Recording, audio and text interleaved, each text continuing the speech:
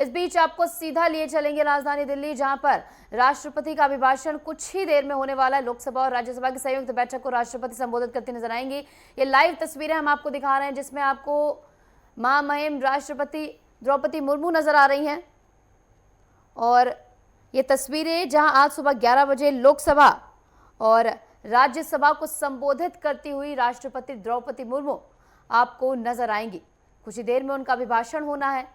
उससे पहले ये लाइव तस्वीरें हम आपको दिखा रहे हैं।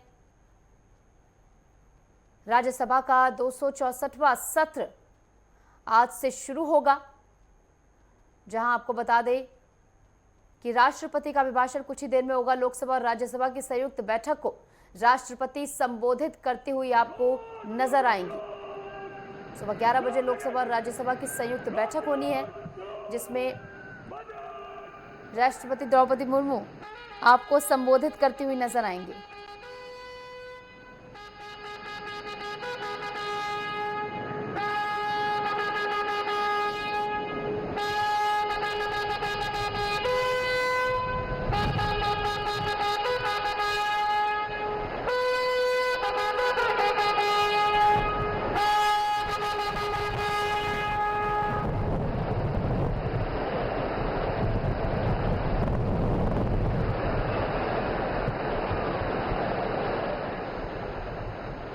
तो कुछ ही देर में महामहिम राष्ट्रपति द्रौपदी मुर्मू अभिभाषण देते हुए आपको नजर आएंगे। देखिए, बीते दिन लोकसभा का नया स्पीकर चुन लिया गया। ओम बिरला नए स्पीकर होंगे। पिछले 5 साल का कार्यकाल पूरा करने के बाद एक बार फिर से वो स्पीकर चुने गए हैं और आज राष्ट्रपति द्रौपदी मुर्मू का अभिभाषण होगा।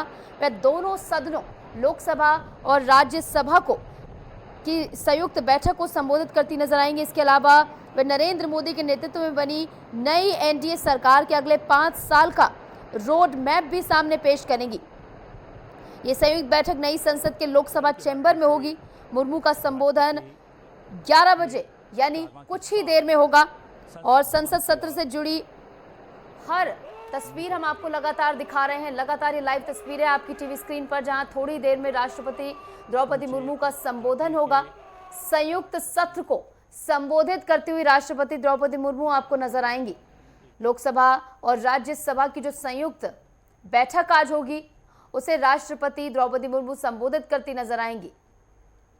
सुबह 11 बजे लोकसभा और राज्यसभा की संयुक्त बैठक होगी, जिसमें अभिभाषण देती हुई नजर आएंगी। देखिए, बीते दिन आपने देखा किस तरीके से विपक्ष की ओर से हंगामा किया गया, जिसके बाद कार्यवाही को स्थगित कर दिया गया था। और आज चौथा दिन है। राज्यसभा का 264वां सत्र भी आज से शुरू हो रहा है, जहां संयुक्त बैठक जो होने वाली है लोकसभा और राज्यसभा की, उसे संबोधित करती हुई राष्ट्रपति द्रौपदी मुर्मू आपको नजर आएंगे। लाइव तस्वीरें आपकी टीवी स्क्रीन पर दिखा रहे हैं। राजधानी दिल्ली का मौसम जो है वो सुहावना हो गया है।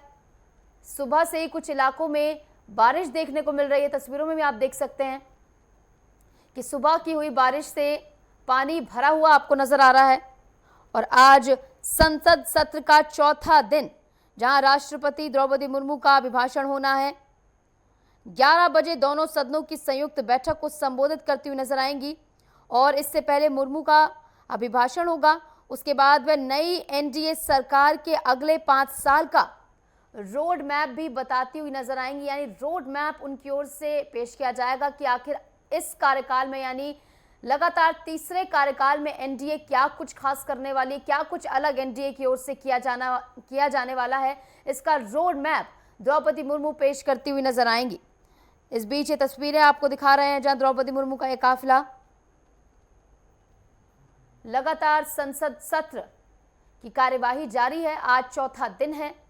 राष्ट्रपति द्रौपदी मुर्मू का अभिभाषण होना है। अगर बीते दिन की बात करें, देखिए बीते दिन जो स्पीकर को लेकर संशय बना हुआ था, आखिर कौन होगा स्पीकर, के सुरेश और ओम बिरला जो थे, उन्हें उतारा गया था। ओम बिरला जो कि लगातार दूसरी बार स्पीकर चुने गए ध्वनि मत से, वे स्पीकर चुने गए और अगले 5 साल एक बार फिर से उन्हें मौका मिला है स्पीकर बनने का, जिसके बाद उनकी कुर्सी तक आपने देखा बीते दिन जो संसदीय कार्य मंत्री किरण रिजिजू हैं, नेता प्रतिपक्ष राहुल गांधी और प्रधानमंत्री नरेंद्र मोदी ओम बिरला को उनकी कुर्सी तक छोड़ने गए, उनका अभिवादन किया और नए स्पीकर के रूप में ओम बिरला ने कार्यभार संभाल लिया है। जिसके बाद आज संसद सत्र का चौथा दिन, आज भी ये कार्यवाही जारी रहेगी जहां राष्ट्रपति द्रौपदी मुर्मू का संबोधन होना है। संसद भवन उपराष्ट्रपति पहुंचे हैं, जहां पर ये खबर आ रही है। देखिए, सुबह 11 बजे राष्ट्रपति का लोकसभा और राज्यसभा की संयुक्त बैठक का संबोधन होगा। ये तस्वीरें भी आप देख लीजिए, जहां पर ओम बिरला आपको नजर आ रहे हैं। नए स्पीकर कल ध्वनि मत से स्पीकर बनाए गए हैं। ओम बिरला एक बार फिर से 5 साल का कार्यकाल करते नजर आएंगे। और अब देखिए, अगर ओम बिरला के बारे में बात की जाए तो ओम बिरला बचपन से ही, यानी अपने युवा जीवन से ही राजनीति से काफी ज्यादा प्रभावित रहे हैं। और एक तथ्य जो उनके जीवन से जुड़ा कि वो आज तक एक भी चुनाव नहीं हारे हैं। और एक बार फिर से यहाँ पर स्पीकर बनाए गए। फिलहाल ये लाइव तस्वीरें आपको दिखा रहे हैं, जहां पर राष्ट्रपति द्रौपदी मुर्मू का यह काफिला लगातार आगे बढ़ते हुए संसद भवन उपराष्ट्रपति पहुंच चुके हैं। इसी के साथ आज 11 बजे लगातार ये खबर हम आपको बता रहे हैं कि थोड़ी देर में राष्ट्रपति का काफिला संसद भवन पहुंचेगा।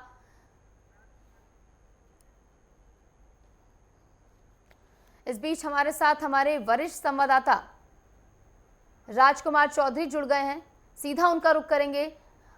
राजकुमार, आज राष्ट्रपति द्रौपदी मुर्मू का अभिभाषण होने वाला है। लाइव तस्वीरें हम लगातार दर्शकों को दिखा रहे हैं। काफिला थोड़ी देर में संसद भवन पहुंचेगा।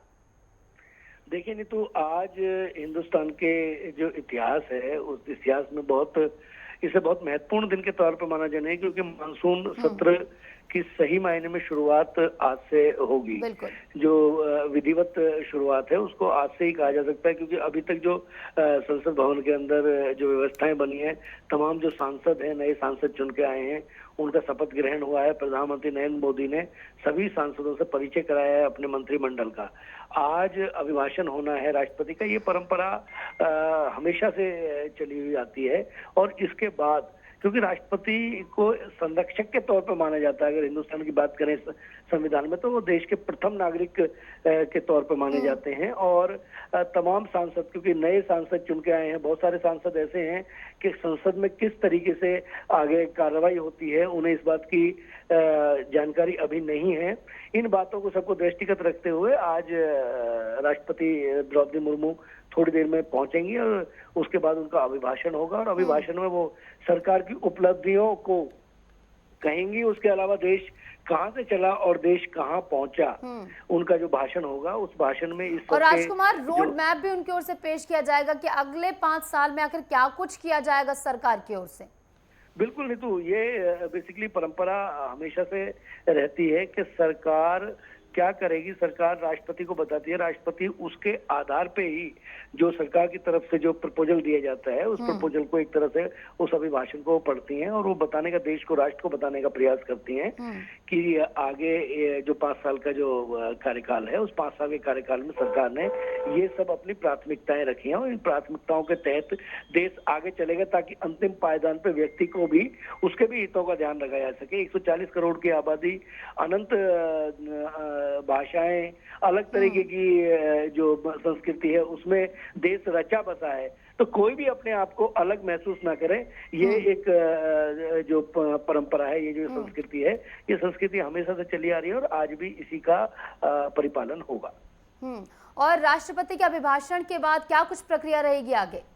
राष्ट्रपति के अभिभाषण के बाद एक परंपरा जो पहले से चली आ रही है, वो उनका एक परिचय होगा, सूक्ष्म परिचय, और उसके बाद जो संसद की कार्रवाई है वो संसद की कार्रवाई यथावत चलेगी। संसद में किस तरीके से जो नए कानून लाने हैं, नए फैसले लाने हैं, जो विकास की योजनाएं हैं, उन विकास की योजनाओं पे किस तरीके से आगे चलेगा, उस पर कहीं ना कहीं सरकार अपनी तरफ से मंथन, चिंतन, मनन करती हुई दिखेगी। उसके अलावा जितने सांसद हैं वो भी अपने अपने क्षेत्र की जो समस्याएं हैं, जो उनकी आवश्यकताएं हैं, जो उन्हें लगता है कि उनके जो संसदीय क्षेत्र है उसमें विकास के कार्य होना चाहिए, किन किन योजनाओं का लाभ उन्हें नहीं मिल पा रहा है और किन किन योजनाओं का लाभ मिलना चाहिए, इन बातों को सांसद रखेंगे। जिन सांसदों ये तमाम जो प्रक्रिया है, नहीं तो ये सब रिकॉर्ड होती है और सरकार उसका संज्ञान लेती है। और उसके अलावा क्योंकि तमाम 543 लोकसभा क्षेत्रों में बटा हुआ है हिंदुस्तान की यदि बात कर लें, तो ये सांसद है जो रिप्रेजेंटेटिव है, जो वहाँ के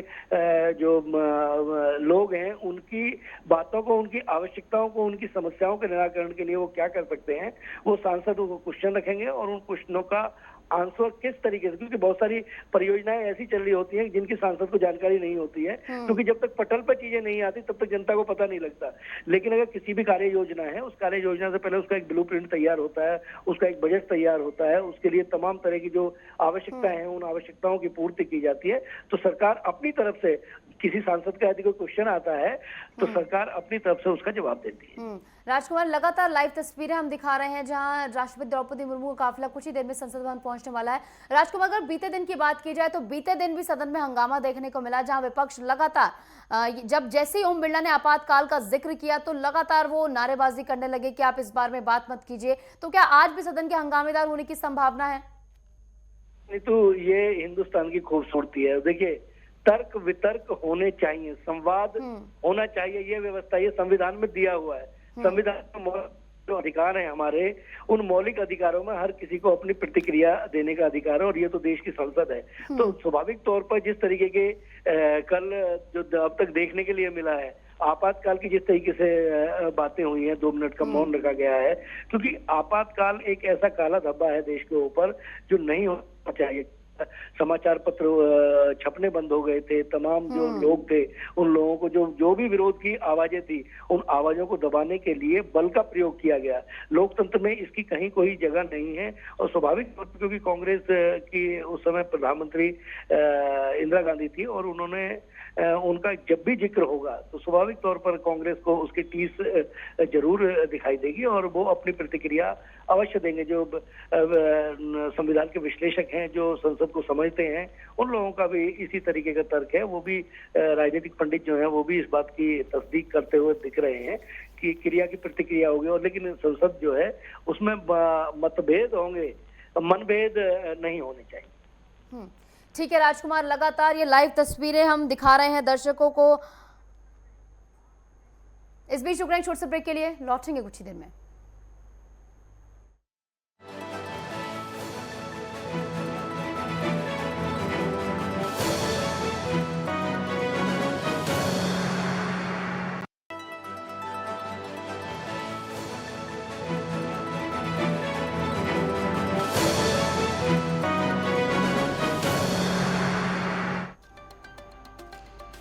संसद सत्र की कार्रवाई का आज चौथा दिन। आज दोनों सदनों को संबोधित करेंगे राष्ट्रपति द्रौपदी मुर्मू। पीएम लोकसभा और राज्यसभा के पीठासीन अधिकारी करेंगे अगवानी।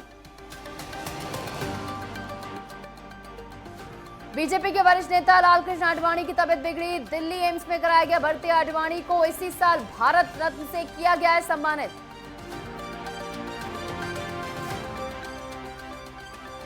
दिल्ली एनसीआर पर मौसम मेहरबान, आसमान में छाए बादल, कुछ इलाकों में बारिश शुरू, कई इलाकों में बारिश का अलर्ट।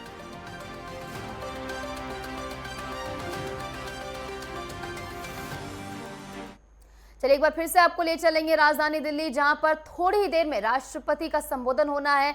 राष्ट्रपति द्रौपदी मुर्मू का काफिला संसद भवन पहुंचने वाला है। तस्वीरें हम लगातार आपको दिखा रहे हैं। संसद भवन परिसर में राष्ट्रपति द्रौपदी मुर्मू का एक काफिला पहुंच गया है। संसद के दोनों सदनों की संयुक्त बैठक यानी ज्वाइंट मीटिंग आज होनी है, जिसको संबोधित करती हुई नजर आएंगी महामहिम राष्ट्रपति द्रौपदी मुर्मू। संसद भवन परिसर में राष्ट्रपति द्रौपदी मुर्मू का एक काफिला पहुंच गया है। तस्वीरें लाइव हम आपको दिखा रहे हैं, जहां पर आज अभिभाषण होना है राष्ट्रपति द्रौपदी मुर्मू का और 18वीं लोकसभा का सत्र लगातार जारी है। आज चौथा दिन है। बीते दिन आपने देखा कि स्पीकर ओम बिरला को बनाया गया है, ध्वनि मत से उन्होंने जीत हासिल की, जिसके बाद एक बार फिर से यानी दूसरी बार वो स्पीकर का पद संभालते हुए आपको नजर आएंगे। और राष्ट्रपति द्रौपदी मुर्मू का एक काफिला लगातार आगे बढ़ते हुए संसद भवन परिसर में पहुंच चुका है। संसद के दोनों सदनों की संयुक्त बैठक आज होनी है, एक ज्वाइंट मीटिंग आज होनी है, जिसको संबोधित करती हुई राष्ट्रपति द्रौपदी मुर्मू नजर आएंगी। और आपको बता दें कि देखिए, संबोधन में अगले 5 साल के लिए नई सरकार के रोड मैप की रूपरेखा राष्ट्रपति की ओर से पेश की जाएगी। और 18वीं लोकसभा का पहला सत्र जारी है, जहां सभी नवनिर्वाचित सदस्य शपथ ले चुके हैं। शुरुआत के पहले और दूसरे दिन शपथ का सिलसिला जारी रहा, जिसके बाद तीसरे दिन आपने देखा स्पीकर डिसाइड किया गया और आज चौथे दिन राष्ट्रपति द्रौपदी मुर्मू का अभिभाषण होना है, जहां पर आपको प्रधानमंत्री नरेंद्र मोदी नजर आ रहे हैं। इसी के साथ उपराष्ट्रपति जगदीप धनखड़ भी आपको नजर आ रहे हैं। ये तस्वीरें लाइव हम आपको दिखा रहे हैं। संसद भवन परिसर राष्ट्रपति पहुंच चुकी हैं, जहां पर उनका अभिवादन करने के लिए, उनका स्वागत करने के लिए प्रधानमंत्री नरेंद्र मोदी वहां पर मौजूद हैं। और इसी के साथ उपराष्ट्रपति जगदीप धनखड़ भी आपको नजर आ रहे हैं।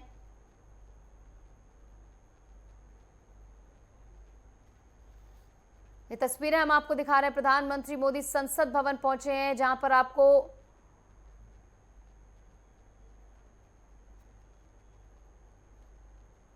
संसदीय कार्य मंत्री किरण रिजिजू आपको नजर आ रहे हैं, उपराष्ट्रपति जगदीप धनखड़, राष्ट्रपति द्रौपदी मुर्मू, प्रधानमंत्री नरेंद्र मोदी, स्पीकर ओम बिरला आपको नजर आ रहे हैं।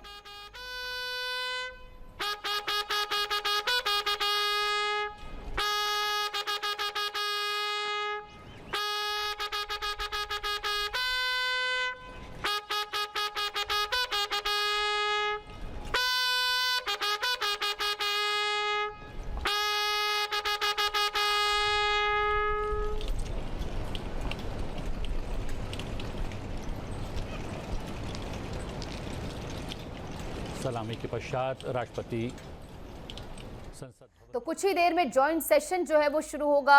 लोकसभा और राज्यसभा का जॉइंट सेशन शुरू होगा, जिसको संबोधित करते हुए राष्ट्रपति द्रौपदी मुर्मू आपको नजर आएंगी। अभी पहुंची हैं राष्ट्रपति भवन, जहां पर उनकी अगवानी करने के लिए उपराष्ट्रपति जगदीप धनखड़, प्रधानमंत्री नरेंद्र मोदी, स्पीकर ओम बिरला और संसदीय कार्य मंत्री किरण रिजिजू को आपने देखा।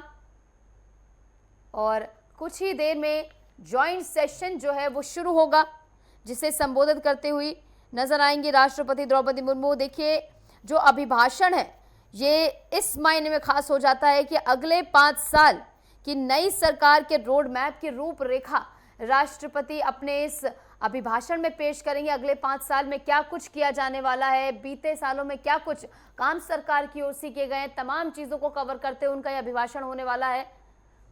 जहां पर ये लाइव तस्वीरें आपको दिखा रहे हैं संसद भवन से, जहां आपको महामहिम राष्ट्रपति द्रौपदी मुर्मू नजर आ रही हैं, स्पीकर ओम बिरला जिन्होंने कल ध्वनि मत से जीत हासिल की है। के सुरेश उनके सामने थे, विपक्ष की ओर से उन्हें उनका नाम आगे किया गया, जिन्होंने नामांकन भरा था। इसी के साथ प्रधानमंत्री नरेंद्र मोदी आपको नजर आ रहे हैं तस्वीरों में, संसदीय कार्य मंत्री किरण रिजिजू आपको नजर आ रहे हैं, उपराष्ट्रपति जगदीप धनखड़ आपको नजर आ रहे हैं। कुछ ही देर में संयुक्त बैठक को संबोधित करती हुई राष्ट्रपति द्रौपदी मुर्मू आपको नजर आएंगी। संसद भवन पहुंच चुके, इसी के साथ सभी खड़े होकर उनका अभिवादन करते हुए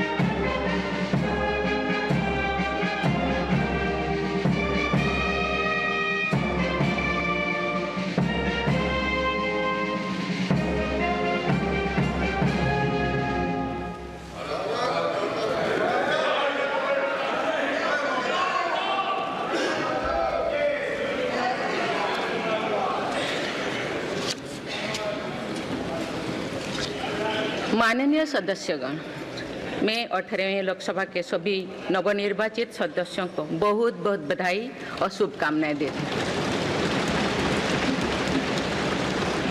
आप सभी यहाँ देश के मतदाताओं का विश्वास जीतकर आए हैं। देश सेवा और जन सेवा का ये सौभाग्य बहुत कम लोगों को मिलता है। मुझे पूरा विश्वास है आप राष्ट्र प्रथम की भावना के साथ अपना दायित्व निभाएंगे, 140 करोड़ देशवासियों की आकांक्षाओं की पूर्ति का माध्यम बनेंगे। मैं श्री ओम बिरला जी को लोकसभा के अध्यक्ष की गौरवपूर्ण भूमिका के निर्वहन के लिए शुभकामनाएं देती हूँ। उनके पास सार्वजनिक जीवन का बहुत व्यापक अनुभव है। मुझे विश्वास है कि वे लोकतांत्रिक परंपराओं को अपने कौशल से नई ऊंचाई से देने में सफल होंगे। माननीय सदस्यगण, मैं आज कोटि कोटि देशवासियों को की तरफ से भारत के चुनाव आयोग का भी आभार व्यक्त करती हूँ। ये दुनिया का सबसे बड़ा चुनाव था। करीब 64 करोड़ मतदाताओं ने उत्साह और उमंग के साथ अपना कर्तव्य निभाया है। इस बार भी महिलाओं ने बढ़ चढ़कर मतदान में हिस्सा लिया है। इस चुनाव की बहुत सुखद तस्वीर जम्मू कश्मीर में भी सामने आए हैं। कश्मीर घाटी में वोटिंग के अनेक दशकों के रिकॉर्ड टूटे हैं।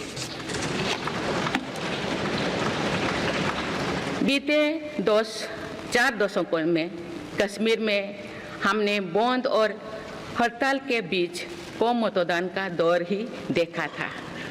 भारत के दुश्मन इसको वैश्विक मंचों पर जम्मू कश्मीर की राय के रूप में दुष्प्रचारित करते रहे, लेकिन इस बार कश्मीर घाटी ने देश और दुनिया में ऐसे हार ताकत को करारा जवाब दिया है। पहली बार इस लोकसभा चुनाव में घर पर जाकर भी मतदान कराया गया है। मैं लोकसभा चुनाव से जुड़ी हर कर्मी को सराहना करती हूं और अभिनंदन करती हूं। माननीय सदस्यगण, 2024 के लोकसभा चुनाव की चर्चा आज पूरी दुनिया में हो रही है।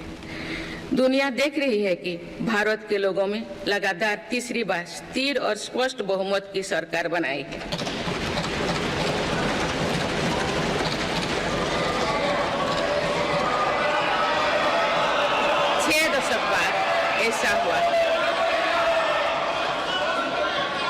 छह दशक बाद ऐसा हुआ है।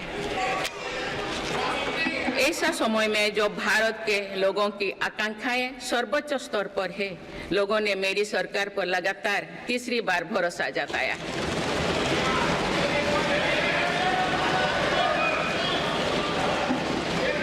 भारत के लोगों को ये पूर्ण विश्वास है कि उनकी आकांक्षाएं सिर्फ मेरी सरकार ही पूरा कर सकती है।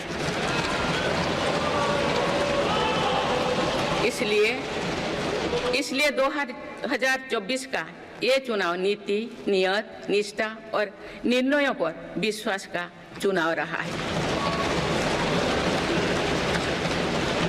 मजबूत और निर्णायक सरकार में विश्वास, सुशासन, स्थिरता और निरंतरता में विश्वास, ईमानदारी और कड़ी मेहनत में विश्वास, सुरक्षा और समृद्धि में विश्वास, सरकार की गारंटी और डिलीवरी पर विश्वास, विकसित भारत के संकल्प में विश्वास। मेरी सरकार ने 10 वर्षों से सेवा और सुशासन का जो मिशन चलाया है, ये उस पर मुहर है। ये जनादेश है कि भारत की विकसित बनाने का काम बिना रुके चलता रहे और भारत अपने लक्ष्यों की प्राप्ति करते रहे। माननीय सदस्यगण, 18वीं लोकसभा कई मायनों में एक ऐतिहासिक लोकसभा है। ये लोकसभा अमृतकाल के शुरुआती वर्षों में गठित हुई है। ये लोकसभा देश के संविधान को अपनाने के 75वीं वर्षों की भी साक्षी बनेगी। मुझे विश्वास है कि इस लोकसभा में जन कल्याण के फसलों का नवीन अध्याय लिखा जाएगा। आगामी सत्रों में मेरी सरकार अपने इस कार्यकाल का पहला बजट पेश करने जा रही है। ये बजट सरकार की दूरगामी नीतियों और फ्यूचरिस्टिक विजन का एक प्रभावी दस्तावेज होगा। इस बजट में बड़े आर्थिक और सामाजिक निर्णयों के साथ ही अनेक ऐतिहासिक कदम भी देखने को मिलेंगे। भारत के तेज विकास की जन आकांक्षाओं का पूरा करने के लिए रिफॉर्म्स की गति अब और तेज की जाएगी। मेरी सरकार का मत है कि दुनिया भर में निवेशकों को आकर्षित करने के लिए राज्यों में स्वस्थ स्पर्धा हो। यही कॉम्पिटिटिव कोऑपरेटिव फेडरलिज्म की सच्ची स्पिरिट है। राज्यों के विकास से देश का विकास, इसी भावना के साथ हम आगे बढ़ते रहेंगे।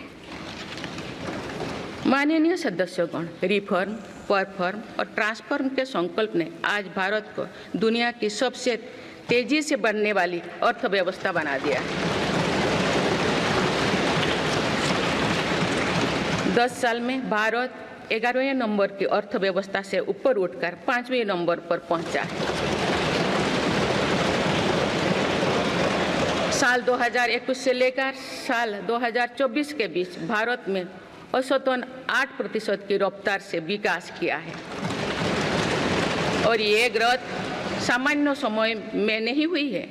बीती वर्षों में हमने 100 साल की सबसे बड़ी आपात देखी। वैश्विक महामारी के कालखंड और विश्व के अलग अलग कोने में चल रही संघर्षों के बावजूद भारत ने ये विकास दर हासिल की है। ये बीते 10 साल के रिफॉर्म्स और राष्ट्रहित में के लिए किए गए फैसला के कारण संभव है। आज भारत अकेले ही दुनिया की ग्रोथ में 15% का योगदान दे रही है। अब मेरी सरकार भारत को विश्व की 3रे नंबर की इकोनॉमी बनाने में जुटी हुई है। इस लक्ष्य की प्राप्ति विकसित भारत की नींव को भी मजबूत करने में के काम करेगी। माननीय सदस्यगण, मेरी सरकार अर्थव्यवस्था के 3 स्तंभ मैन्युफैक्चरिंग, सर्विसेज और एग्रीकल्चर को बराबर महत्व दे रही है। PLI स्कीम्स और ईज ऑफ डूइंग बिजनेस से बड़े पैमाने पर निवेश और रोजगार के अवसर बढ़ रही है। पारंपरिक सेक्टर्स के साथ साथ सनराइज सेक्टर्स को भी मिशन मोड पर बढ़ावा दिया जा रहा है। चाहे सेमीकंडक्टर हो या सोलर हो, चाहे इलेक्ट्रिक व्हीकल हो या इलेक्ट्रॉनिक्स गुड्स हो, चाहे ग्रीन हाइड्रोजन हो या बैटरीज हो, चाहे एयरक्राफ्ट कैरियर्स हो या फाइटर जेट्स हो, भारत इन सब सेक्टर्स में अपना विस्तार कर रहा है। लॉजिस्टिक्स कॉस्ट को कम करने के लिए भी मेरी सरकार लगातार प्रयास कर रही है।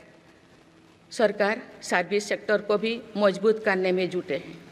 आज IT से लेकर टूरिज्म तक, हेल्थ से लेकर वेलनेस तक हर सेक्टर में भारत लीडर बन रहा है और इससे बड़ी संख्या में रोजगार और स्वरोजगार के नए मौके बन रहे हैं। माननीय सदस्यगण, पिछले 10 वर्षों में मेरी सरकार द्वारा ग्रामीण अर्थव्यवस्था के हर पहलू पर बहुत जोर दिया गया है। गांव में कृषि आधारित उद्योगों, डेयरी और फिशरीज आधारित उद्योगों का विस्तार किया जा रहा है। इसमें भी सहकारिता को प्राथमिकता दी गई है। सरकार किसानों उत्पाद संघ, FPO और FACTS जैसे सरकारी संगठनों का एक बड़ा नेटवर्क बना रही है। छोटे किसानों की बड़ी समस्या भंडारण से जुड़े होती है, इसलिए मेरी सरकार ने सहकारिता क्षेत्र में दुनिया की सबसे बड़ी भंडारण योजना पर काम शुरू कर चुकी है।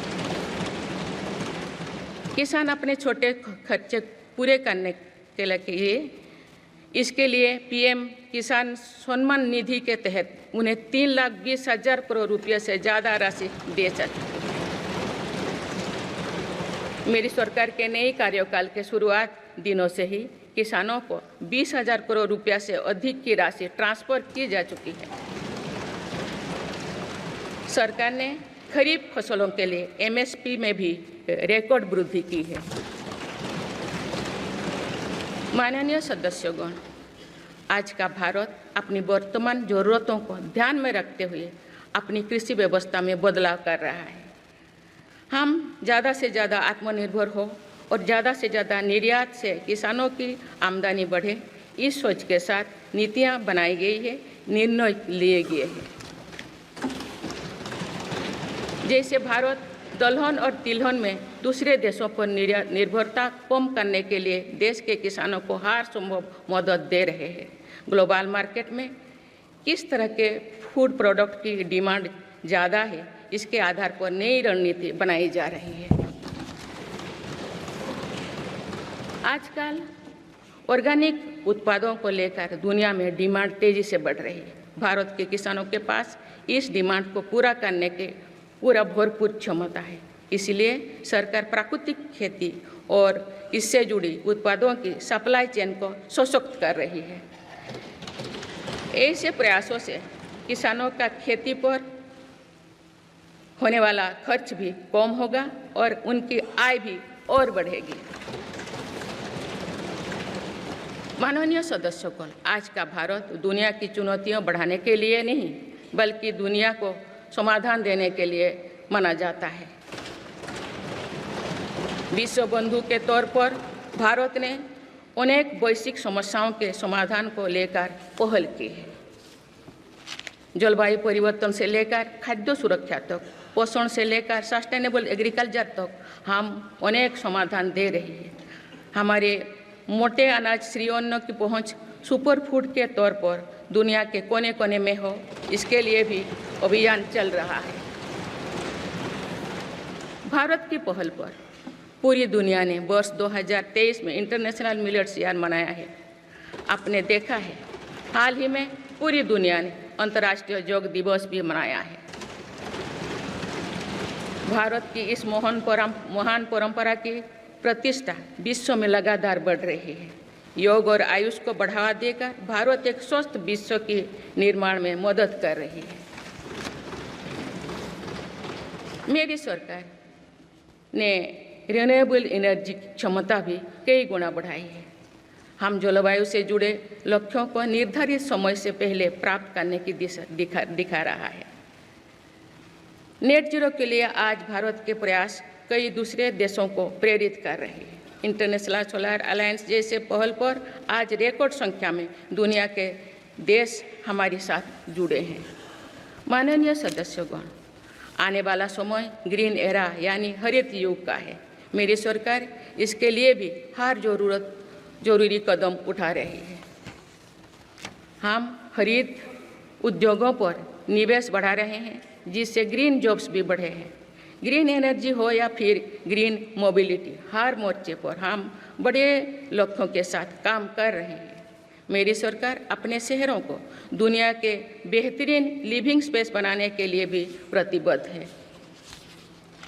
प्रदूषण से मुक्त, साफ सुथरे और सुविधा युक्त शहरों में रहना भारत के नागरिकों का हक है।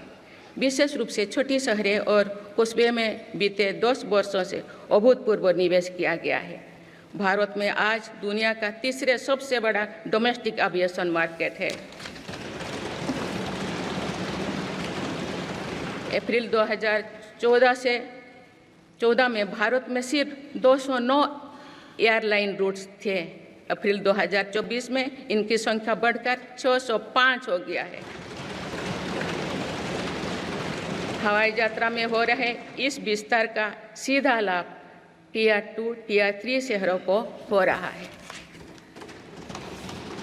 10 वर्षों में देश के 21 शहरों तक मेट्रो सुविधाएं पहुंची है।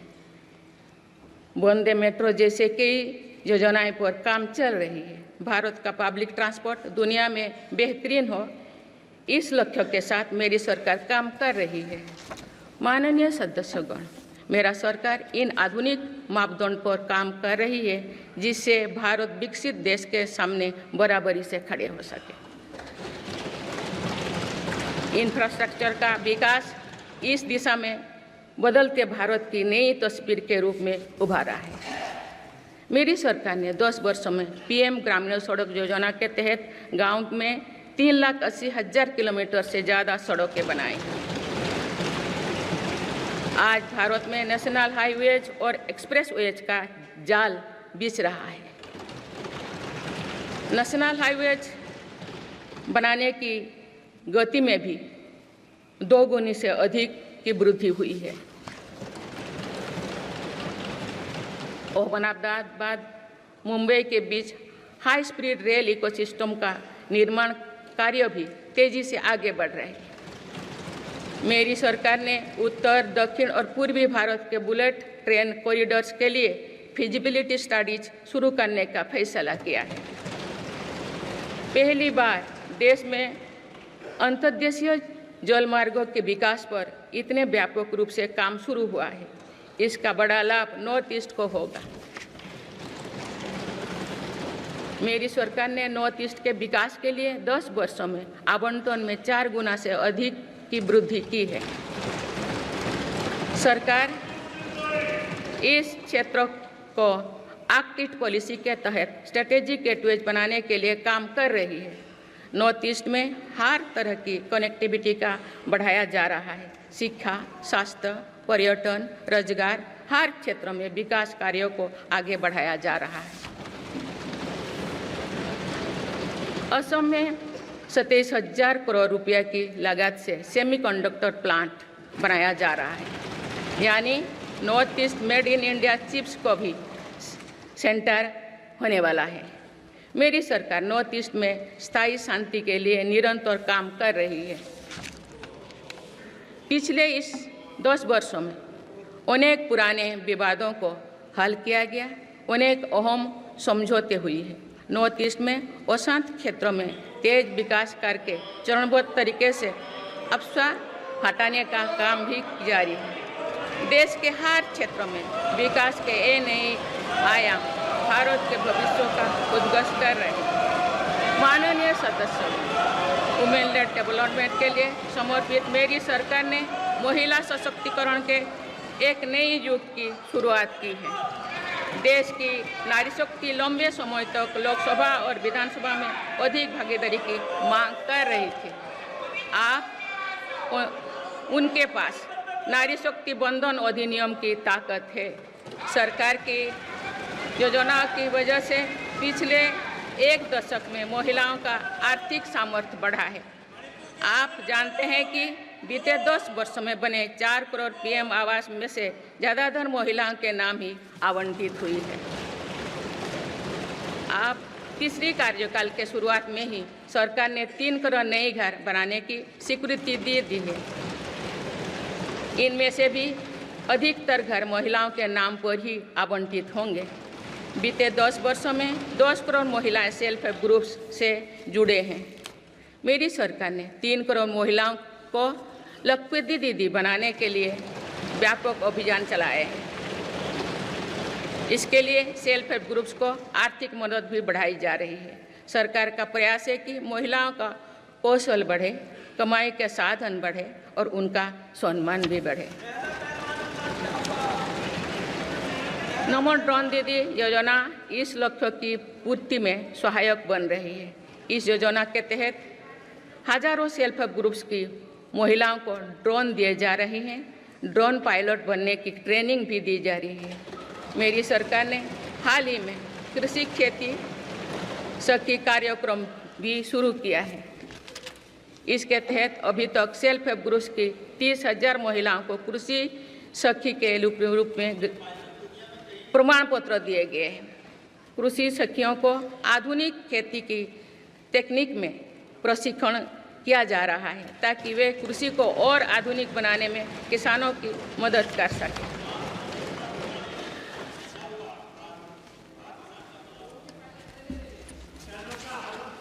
माननीय सदस्यगण,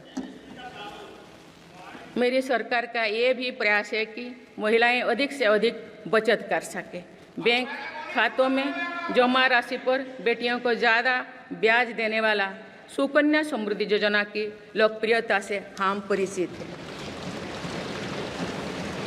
मुफ्त राशन और सस्ते गैस सिलेंडर की योजना से महिलाओं को बहुत लाभ हो रहा है। अब मेरी सरकार बिजली का बिल जीरो करने और बिजली बेचकर कमाई करने की योजना भी लाई है। पीएम सूर्यघर मुफ्त बिजली योजना के तहत घर की छत पर सोलर पैनल लगाए जा रहे हैं। इसके लिए मेरी सरकार प्रति परिवार 78,000 रुपया तक की मदद कर रही है। इतने कम समय में 1 करोड़ से ज़्यादा परिवार इन योजना में रजिस्टर कर चुके हैं। जिन घरों में सोलर पैनल लग चुके हैं, अब वहां बिजली का बिल जीरो हो गया है। माननीय सदस्यगण, विकसित भारत का निर्माण तभी संभव है जब देश के गरीब, युवा, नारी शक्ति और किसान सशक्त होंगे। इसलिए मेरी सरकार की योजनाओं में सर्वोच्च प्राथमिकता इन्हीं 4 स्तंभों को दी जा रही है।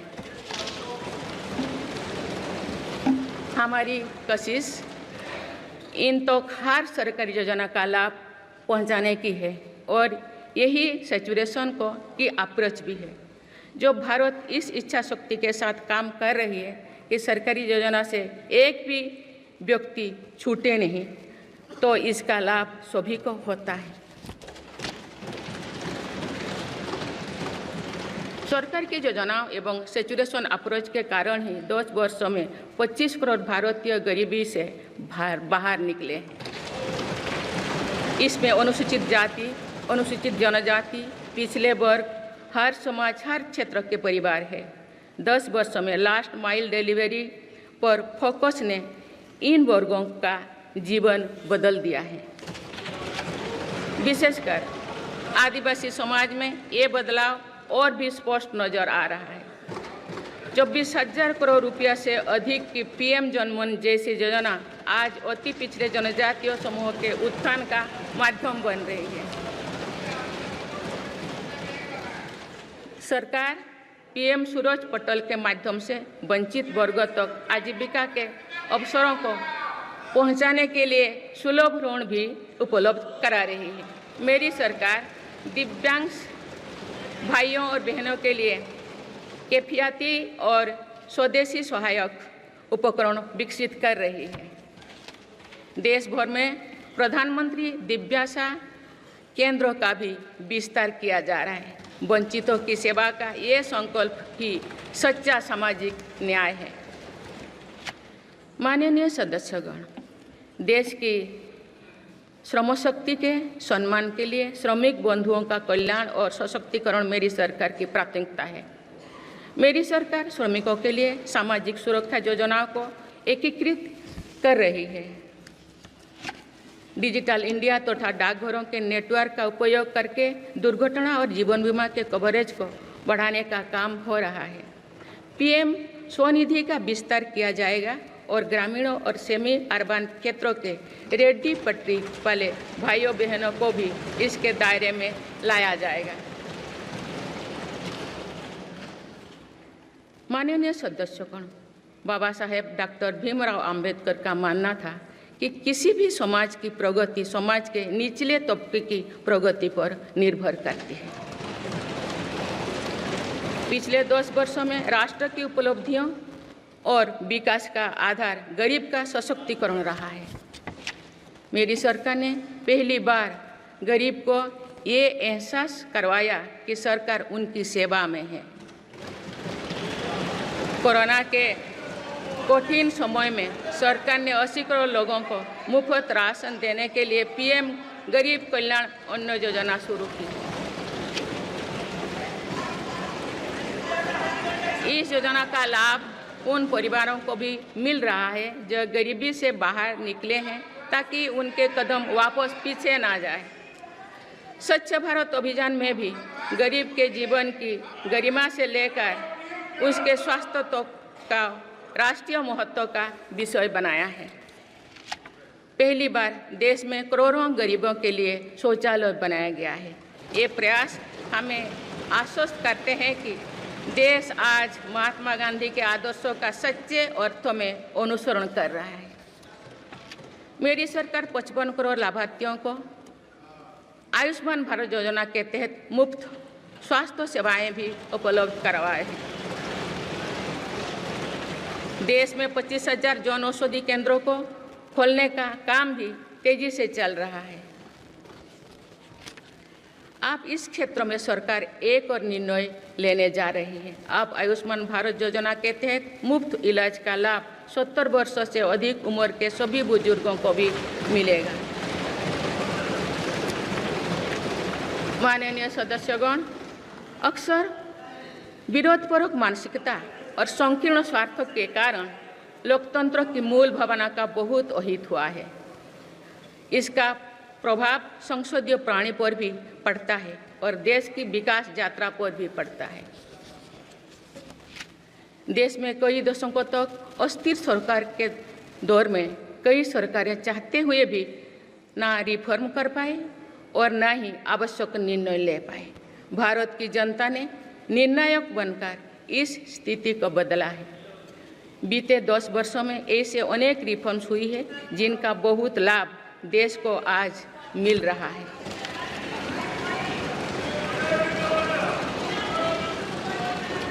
जब ये रिफॉर्म्स किए जा रहे थे तो भी इनका विरोध किया गया था। नकारात्मकता फैसले की कोशिश की गई थी, लेकिन ये सारे रिफॉर्म्स समय की कसौटी पर खरे साबित हुए हैं। 2 साल पहले भारत के बैंकिंग सेक्टर को डूबने से बचाने के लिए सरकार ने बैंकिंग रिफॉर्म्स किए, IBC जैसी कानून बनाए। आज इन्हीं रिफॉर्म्स ने भारत के बैंकिंग सेक्टर को दुनिया के सबसे मजबूत बैंकिंग सेक्टर में से एक बना लिया। हमारे सार्वजनिक क्षेत्रों के बैंक आज मजबूत और लाभदायक है। सार्वजनिक क्षेत्रों के बैंकों के लाभ 2023-24 में 1.4 लाख करोड़ रुपये को पार कर गया, जो पिछले वर्षों की तुलना में 35% अधिक है। हमारे बैंकों की मजबूती उन्हें ऋण आधार का विस्तार करने और राष्ट्र के आर्थिक विकास में योगदान करने के लिए सक्षम बनाती है। सरकारी बैंकों का NPA भी लगातार कम हो रही है। आज SBI रिकॉर्ड मुनाफे पर है। आज LIC पहले से कहीं अधिक मजबूत है। आज HAL भी देश की डिफेंस इंडस्ट्री को ताकत दे रही है। आज GST भारत की इकोनॉमी को फॉर्मलाइज करने का, व्यापार कारोबार को आसान बनाने का माध्यम बना रहे हैं।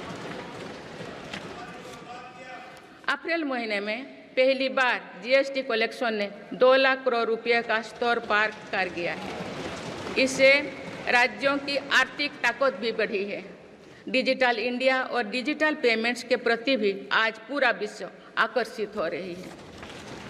माननीय सदस्यगण, एक सशक्त भारत के लिए हमारे सैन्य बलों में आधुनिकता जरूरी है।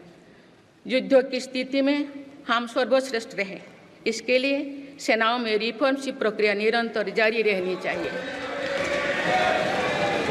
इसी सोच के साथ मेरी सरकार ने बीते 10 वर्षों में डिफेंस सेक्टर आने के कई महत्वपूर्ण कदम उठाए हैं। ऑर्डिनेंस फैक्ट्रीज के रिफॉर्म से डिफेंस सेक्टर को बहुत लाभ हुआ है।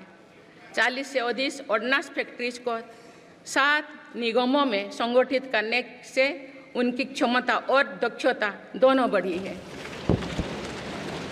ऐसे ही रिफॉर्म्स के कारण भारत आज 1 लाख करोड़ रुपये से अधिक की डिफेंस मैन्युफैक्चरिंग कर रहा है। पिछले एक दशक में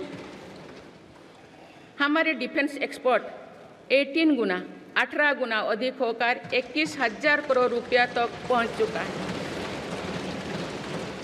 फिलीपींस के साथ ब्रह्मास मिसाइल का रक्षा सौदा डिफेंस एक्सपोर्ट के क्षेत्र में भारत की पहचान मजबूत कर रहा है। सरकार ने युवाओं और उनके स्टार्टअप्स को बढ़ावा देकर आत्मनिर्भर डिफेंस सेक्टर की मजबूत नींव तैयार की है। मेरी सरकार उत्तर प्रदेश और तमिलनाडु में 2 डिफेंस कॉरिडोर्स भी विकसित कर रही है। हम सभी के लिए एक खुशी की बात है कि पिछले वर्ष हमारी सैन्य जरूरतों की लगभग 70% खरीद भारतीय उद्योगों से ही की गई है। हमारी सेनाओं ने 500 से अधिक सैन्य साजो सामान को विदेशों में नहीं मंगाना तय किया है। ये सभी हथियार और उपकरण अब सिर्फ भारतीय कंपनियों से ही खरीद की जाएगी। मेरी सरकार ने सैनिकों के हितों को भी हमेशा प्राथमिकता दी है, तभी 4 दशक के बाद वन रैंक वन पेंशन को लागू किया गया है। इसके तहत अब तक 1,20,000 करोड़ रुपया दिए जा चुके हैं। शहीद सैनिकों के सम्मान के लिए सरकार ने कर्तव्य पथ के एक छोर पर नेशनल वॉर मेमोरियल की स्थापना भी की है। ये प्रयास केवल वीर जवानों के प्रति कृतज्ञ राष्ट्र का नमन ही नहीं है, बल्कि राष्ट्र प्रथम की अनवरत प्रेरणा का स्रोत भी है। माननीय सदस्यगण, मेरी सरकार देश के हर युवा को बड़े सपने देखने और उन्हें साकार करने के लिए जरूरी माहौल बनाने में जुटी है। बीते 10 वर्षों में ऐसे हर अवरोध को हटाया गया है जिसके कारण युवाओं को परेशानी थी।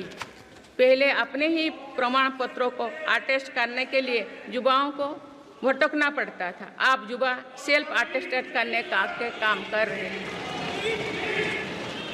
केंद्र सरकार की ग्रुप सी, ग्रुप डी भर्तियों से इंटरव्यू को खत्म किया गया है। पहले जो विद्यार्थी सिर्फ भारतीय भाषा में पढ़ाई करते थे, उनके साथ अन्याय की जाती थी। मेरी सरकार ने नई राष्ट्रीय शिक्षा नीति लागू कर इस अन्याय को दूर करने के लिए कदम उठाए हैं। युवाओं को अब भारतीय भाषा में इंजीनियरिंग की पढ़ाई का विकल्प भी मिला है। विगत 10 वर्ष में देश में 7 नई IIT, 16 IIIT, 7 IIM, 15 नए एम्स, 315 मेडिकल कॉलेज और 390 विश्वविद्यालय स्थापित किया गया है। मेरी सरकार इन संस्थानों को और मजबूत बनाकर आवश्यकता के अनुसार इनकी संस्था को भी बढ़ाएंगे। सरकार एक डिजिटल विश्वविद्यालय बनाने की दिशा में भी काम कर रही है। अटल टिंकरिंग लैब्स, स्टार्टअप इंडिया और स्टैंडअप इंडिया जैसे अभियान हमारे युवाओं का सामर्थ्य बढ़ा रहे हैं। इन्हीं प्रयासों से आज भारत दुनिया का तीसरा सबसे बड़ा स्टार्टअप इकोसिस्टम बन चुका है। माननीय सदस्यगण, सरकार का ये निरंतर प्रयास है कि देश के युवाओं को अपनी प्रतिभा दिखाने का उचित अवसर मिले। सरकारी भर्ती हो या फिर परीक्षाएं, सुनिए, परीक्षाएं किसी भी कारण से इनमें रुकावट आए, ये उचित नहीं है। इनमें शुचिता और पारदर्शिता बहुत जरूरी है। हाल ही में कुछ परीक्षाओं में हुई पेपर लीक की घटनाओं की निष्पक्ष जांच और दोषियों को कड़ी से कड़ी सजा दिलवाने के लिए मेरी सरकार प्रतिबद्ध है। हमारे इससे पहले भी हमने देखा है कि कोई राज्यों में पेपर लीक की घटनाएं होती रही है। इस पर दलीय राजनीति से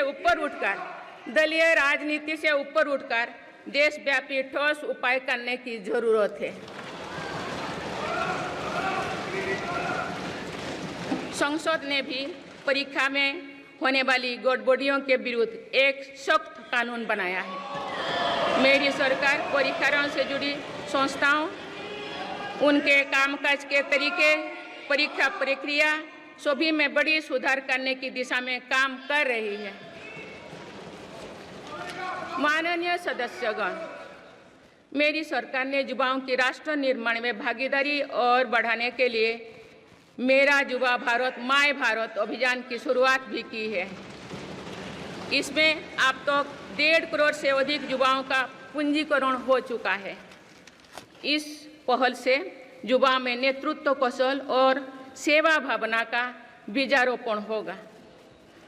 आज हमारे युवाओं को खेलों में भी आगे बढ़ने के नए अवसर मिल रहे हैं। मेरी सरकार के प्रभावी प्रयासों का परिणाम है कि भारत के युवा खिलाड़ी वैश्विक मंचों पर रिकॉर्ड संख्या में मेडल्स जीत रहे हैं। कुछ ही दिनों बाद पेरिस ओलंपिक्स में भी शुरू होने वाले जा रहे हैं। ओलंपिक्स में देश का प्रतिनिधित्व करने वाले हर खिलाड़ी पर हमें गर्व है। मैं उन्हें अपनी शुभकामनाएं देती हूँ। इन उपलब्धियों को और आगे ले जाने के लिए भारतीय ओलंपिक संघ 2036 ओलंपिक्स खेलों की मेजबानी की तैयारी भी कर रही है। माननीय सदस्यगण, जुलाई की 1 तारीख से देश में भारतीय न्याय संहिता भी लागू हो जाएगी।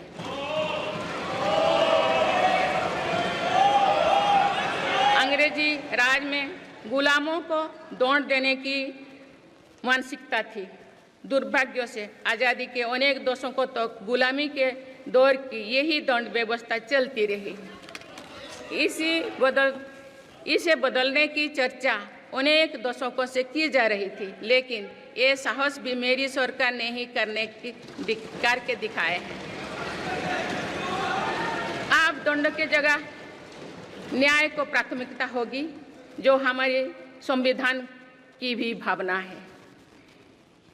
इन नई कानूनों से न्याय प्रक्रिया में तेजी आएगी। आज जो विदेश अलग अलग क्षेत्रों में गुलामी की मानसिकता से मुक्त पा रहे हैं, तो ये उस दिशा में बहुत बड़ा कदम है और ये हमारे स्वतंत्रता सेनानियों की सच्ची श्रद्धांजलि भी है। मेरा सरकार ने सीएए कानून के तहत शरणार्थियों को नागरिकता देना शुरू कर दिया है। इससे बंटवारे से पीड़ित अनेक परिवारों के लिए सम्मान का जीवन जीना तय हुआ है। जिन परिवारों को सीएए के तहत नागरिकता मिली है, मैं उनके बेहतर भविष्य की कामना करती हूँ।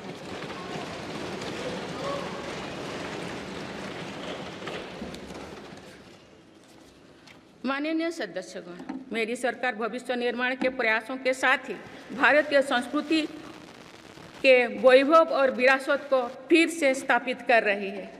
हाल में नालंदा यूनिवर्सिटी के भव्य कैंपस के रूप में इसमें एक नया अध्याय जुड़ा है। नालंदा सिर्फ एक यूनिवर्सिटी मात्र नहीं थी, बल्कि ये वैश्विक ज्ञान केंद्र के रूप में भारत के गौरवशाली अतीत का प्रमाण थी। मुझे विश्वास है कि नई नालंदा यूनिवर्सिटी भारत को ग्लोबल नॉलेज हब बनाने में सहायक सिद्ध होगी। मेरी सरकार का ये प्रयास है कि भावी पीढ़ियों को हजारों वर्षों की हमारी विरासत प्रेरणा देती है।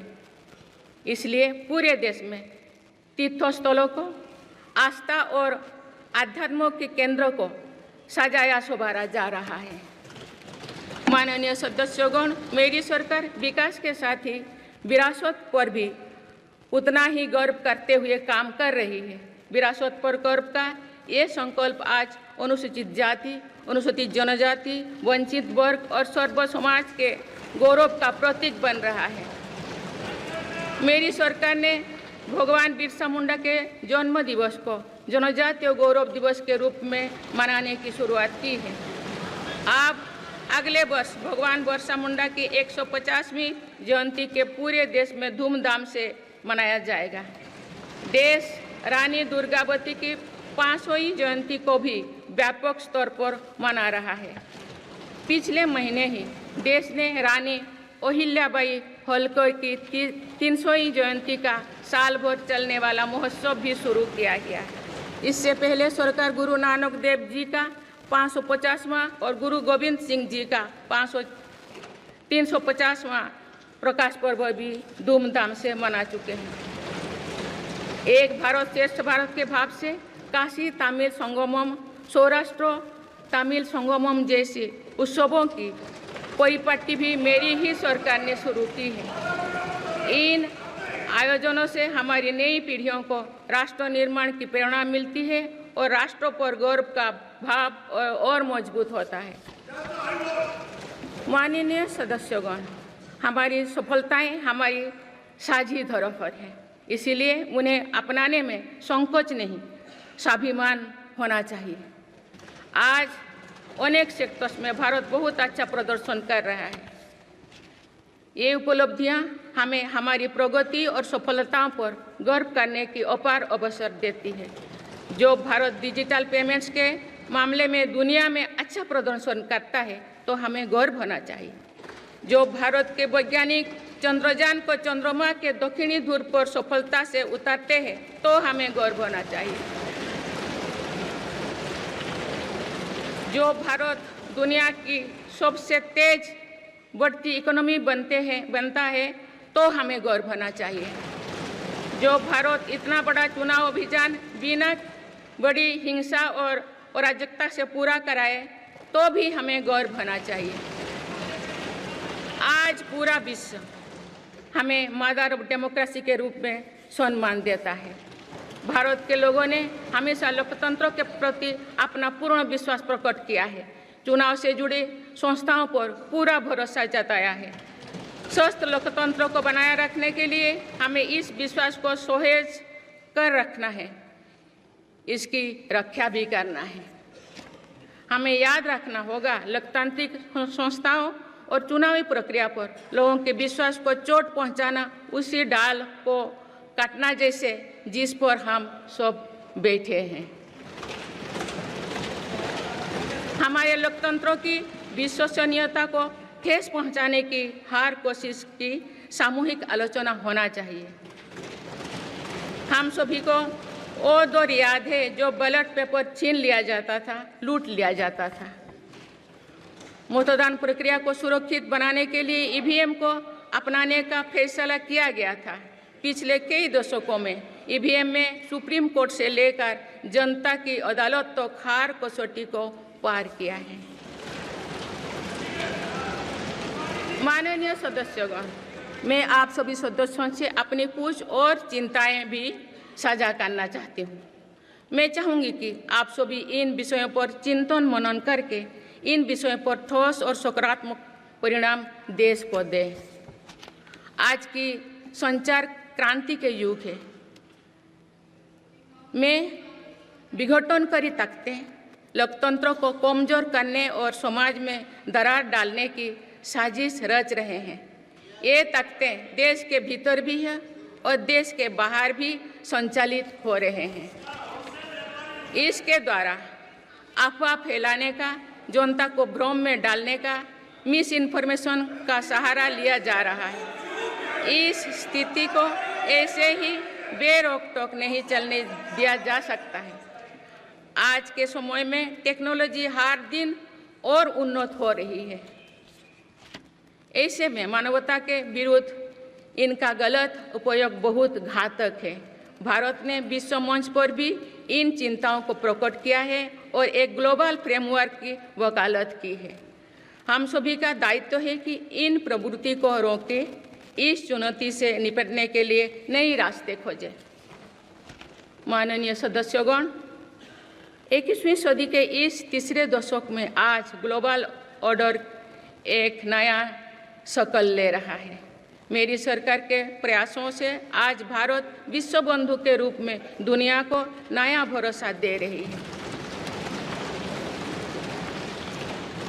मानव केंद्रित अप्रोच रखने की वजह से भारत आज किसी भी संकट के समय फास्ट रेस्पॉन्डर और ग्लोबल साउथ की बुलंद आवाज़ बना है।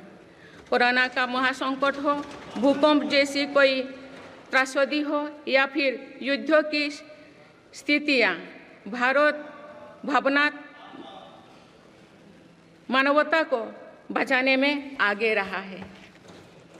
भारत को देखने का विश्व का नज़रिया कैसे बदला है, ये इटाली में हुई G7 समिट में भी हम सभी ने अनुभव किया है। भारत ने अपनी G20 अध्यक्षता के दौरान भी विश्व को अनेक मुद्दों पर एकजुट किया है। भारत की अध्यक्षता के दौरान ही अफ्रीकन यूनियन को G20 का स्थायी सदस्य बनाया गया है। इससे अफ्रीका महाद्वीप के साथ साथ पूरे ग्लोबल साउथ का भरोसा मजबूत हुआ है। नेबरहुड फास्ट पॉलिसी में चलते हुए भारत ने पड़ोसी देशों के साथ अपने रिश्तों को मजबूत किया है। 7 पड़ोसी देशों के नेताओं का 9 जून को केंद्रीय मंत्रिपरिषद के शपथ ग्रहण समारोह में भाग लेना मेरी सरकार की इस प्राथमिकता दर्शाते हैं। भारत सबका साथ सबका विकास की भावना के साथ इंडो पैसिफिक क्षेत्रों के देश के साथ भी सहयोग बढ़ा रही है। पूर्वी एशिया हो या फिर मिडिल ईस्ट और यूरोप, मेरी सरकार कनेक्टिविटी पर बहुल बल दे रही है। भारत के विजन ने ही India Middle East Europe economic corridor को आकार देना शुरू किया है। ये कॉरिडोर 21वीं सदी के सबसे बड़ी गेम चेंजर में एक सिद्ध होगा। माननीय सदस्यगण, आने वाला कुछ महीने में भारत एक गणतंत्र के रूप में 75वें वर्ष पूरी करने जा रहे हैं। भारत का संविधान बीते दशकों में हर कसौटी पर खरा उतरा है।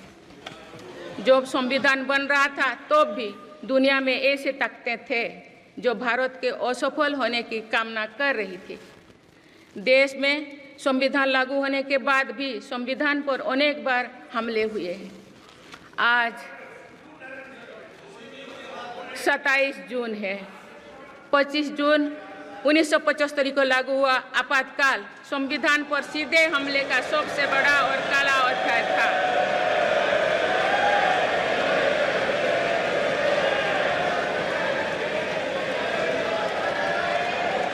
पूरे देश में हाहाकार मच गया था, लेकिन ऐसी असंवैधानिक ताकतों पर देश ने विजय प्राप्त करके दिखाया, क्योंकि भारत के मूल में गणतंत्र की परंपराएं रही है।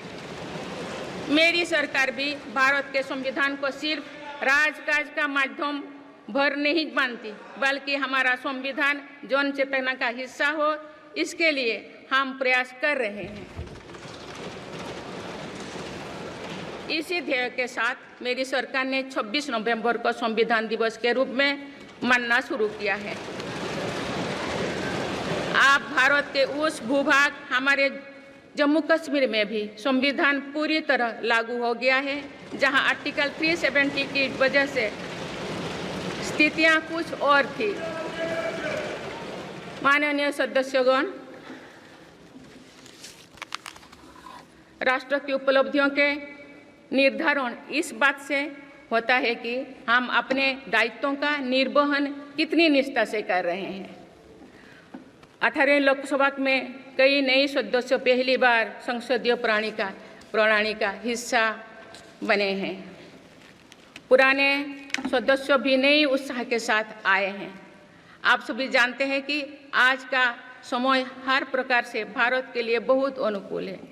आने वाले वर्षों में भारत की सरकार और संसद का क्या निर्णय लेती है, क्या नीतियां बनाती है, इस पर पूरा विश्व की नज़र है। इस अनुकूल समय का अधिक से अधिक लाभ देश को मिले, ये दायित्व सरकार के साथ साथ संसद के हर सदस्यों का भी होना चाहिए। पिछले 10 वर्षों में जो रिफॉर्म्स हुई है, जो नया आत्मविश्वास देश में आया है, इससे हम विकसित भारत बनाने के लिए नई गति प्राप्त कर चुके हैं। हम सभी को ये हमेशा ध्यान रखना है कि विकसित भारत का निर्माण देश के हर नागरिक की आकांक्षा है, संकल्प भी है। इस संकल्प की सिद्धि में अवरोध पैदा ना हो, ये हम सभी का दायित्व है भी, कर्तव्य भी है। नीतियों का विरोध और संसदीय कामकाज का विरोध दो भिन्न बातें हैं। जब संसद सुचारू रूप से चलती है, जब यहाँ स्वस्थ चर्चा परिचर्चा होती है, जब दूरगामी निर्णय होते हैं, तब लोगों का विश्वास सिर्फ सरकार ही नहीं, पूरी व्यवस्था पर बनता है। इसीलिए मुझे भरोसा है कि संसद के पल पल का सदुपयोग होगा, जनहित को प्राथमिकता मिलेगा। माननीय सदस्यगण, हमारे वेदों में हमारे ऋषियों ने हमें कुछ नीति वाणी दिए हैं, जैसे कि समान मंत्र हो समिति ही समानी की प्रेरणा दी है। अर्थात हम एक समान विचार और लक्ष्य लेकर एक साथ काम करें। यही इस संसद की मूल भावना है। इसलिए जब भारत तीसरी नंबर की इकोनॉमी बनेगा, तो देश की इस सफलता में आपकी भी सहभागिता होगी। हम जब 2027 में आज़ादी की शताब्दी का उत्सव विकसित भारत के रूप में मनाएंगे, तो इस पीढ़ी को भी श्रेय मिलेगा। आज हमारे युवाओं में जो सामर्थ्य है, आज हमारे संकल्प में जो निष्ठा है, हमारी जो असंभव सी लगने वाली उपलब्धियां हैं, ये इस बात का प्रमाण है कि आने वाला दौर भारत का दौर है। ये सदी भारत की सदी है और इसका प्रभाव आने वाली 1000 वर्षों तक रहेगा। आइए हम सब मिलकर पूर्ण कर्तव्यनिष्ठा के साथ राष्ट्रीय संकल्पों की सिद्धि में जुट जाएं, विकसित भारत बनाएं। आप सभी को मेरा बहुत बहुत बहुत शुभकामनाएं। धन्यवाद। जय हिंद, जय भारत।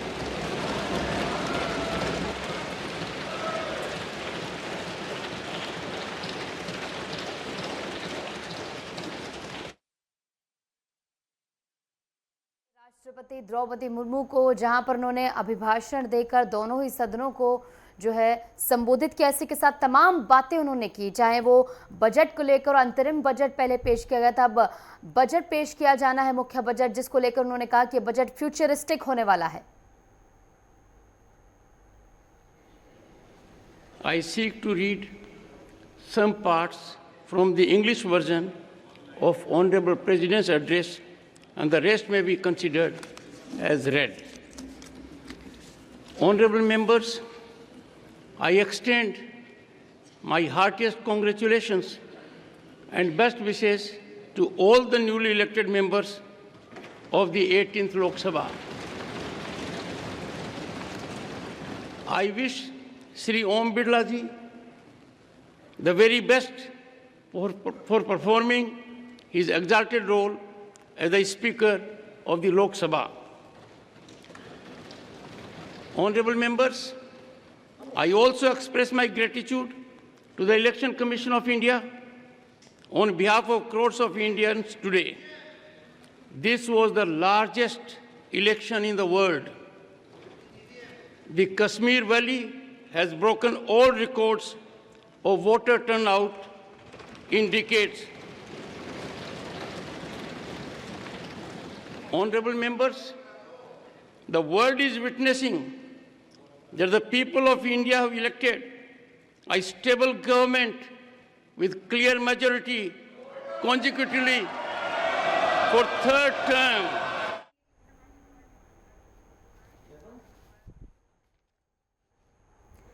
तो संसद से आप सुन रहे थे उपराष्ट्रपति जगदीप धनखड़ को। इससे पहले आपने सुना महामहिम राष्ट्रपति द्रौपदी मुर्मू को, जहां पर दोनों सदनों को संबोधित करती हुई नजर आई। इस बीच यूक्रेन छोर से ब्रेक के लिए लौटेंगे कुछ ही देर में।